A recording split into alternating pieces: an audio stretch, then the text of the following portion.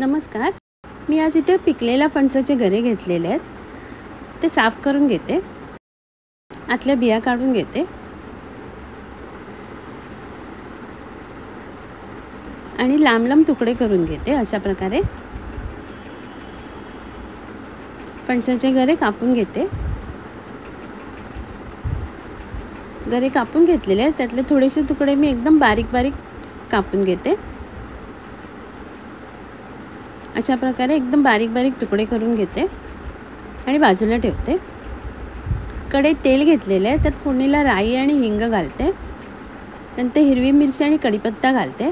मिरची जरा परतून घेते. त्यात लांब कापून घेतलेले गरे घालते आणि तेलावर परतून घेते 2 मिनटं. आता थोडीशी हळद घालते आणि मिक्स करून घेते. थोडंसं पाणी घालते, मिक्स करून घेते आणि झाकण लावून गरे शिजायला ठेवते. झाकण काढलेले आहे, गरे शिजलेले आहेत. थोडंसं मीठ आणि साखर घालते. किसून ठेवलेलं ओलं खोबरं घालते, मिक्स करून घेते आणि झाकण लावून पुन्हा एकदा वाफ काढून घेते. 3-4 मिनिटांनी झाकण काढलेलं आहे. फणसाच्या गऱ्याची भाजी तयार आहे. कढईत तेल घेतलेले आहे, त्यात पातीच्या कांदा बारीक चिरून घेतलेला घालते आणि कढीपत्ता घालते. कांदा नरम झाल्यावर थोडंसं हिंग घालते, मिक्स करून घेते. हळद घालते आणि लाल मसाला घालते आणि परतून घेते. ते चणे भिजत घालून कुकरमध्ये शिजून घेतलेले आहे. त्यात एक बटाटा पण शिजून घेतलेला आहे. तर कांद्यावर परतून घेते. चवीप्रमाणे मीठ घालते आणि झाकण लावून शिजायला ठेवते. 3-4 मिनिटांनी झाकण काढलेलं आहे.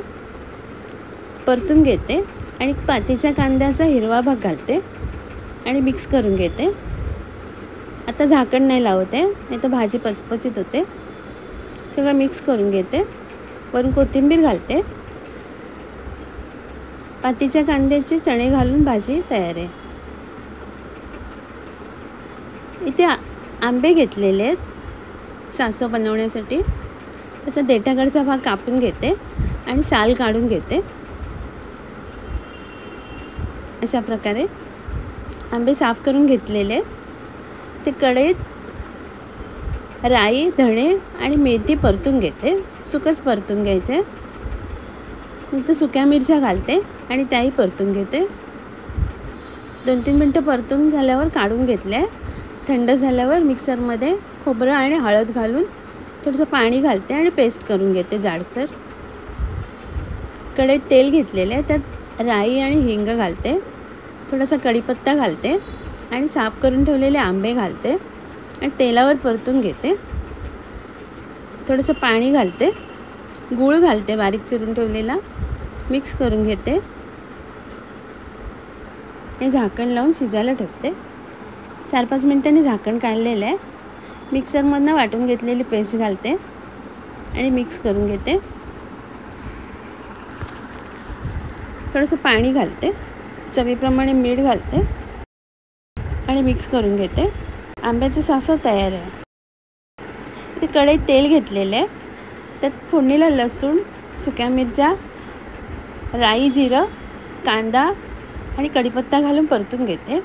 थोडंसं हिंग घालते, मिक्स करून घेते. एक छोटा चमचा आलं लसूण पेस्ट घालते. एक टोमॅटो घालते आणि टोमॅटो नरम होईपर्यंत परतून घेते. त्यात एक छोटा चमचा धणे पावडर, हळद आणि लाल मिरची पावडर घालते. थोडंसं पाणी घालून मिक्स करून घेते. शेवग्याच्या शेंगा घालते आणि पाणी घालून सगळं एकत्र करून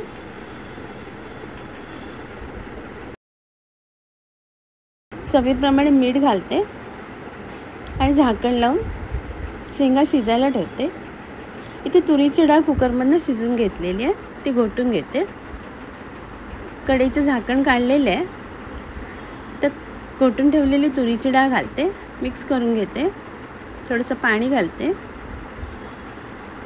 इथे थोडेसे शेवग्याच्या शेंगा बांधून घातलेले आहेत, त्या मला परत काढायचे आहेत अर्धवट शिजल्यावर. 5-6 मिनिटांनी झाकण काढलेलं आहे. इथे बांधून ठेवलेल्या शेवग्याच्या शेंगा काढून घेते आणि तुरीच्या डाळीला उकळी काढून घेते छान. वरून कोथिंबीर घालते. शेंगा घालून तुरीच्या डाळीची आमटी तयार आहे. इथे बांधून ठेवलेल्या शेंगा काढून घेते. अर्धवट शिजलेल्या आहेत त्या मधून कापून घेते अशा प्रकारे. इथे थालीपीठाची भाजणी घेतलेली आहे. त्यात आलं लसूण पेस्ट, कोथिंबीर, थोडंसं हिंग, चवीप्रमाणे मीठ, लाल तिखट, लिंबाचा रस आणि पाणी घालून पेस्ट करून घेते. शेवग्याची शेंग घालून त्याला पीठ लावून घेते व्यवस्थित.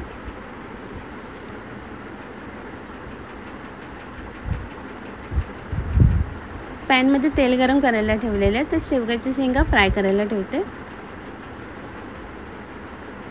छान कुरकुरीत होईपर्यंत शेंगा फ्राय करून घेते. शेंगा अर्धवट शिजलेल्या आहेत. इथे मिक्सरच्या भांड्यात ओलं खोबरं आणि 2 चमचे भिजून ठेवलेला तांदूळ घालते. थोडंसं पाणी घालून त्याचं दूध काढून घेते. कढईत तूप घेतलेलं आहे. त्यात मनुका,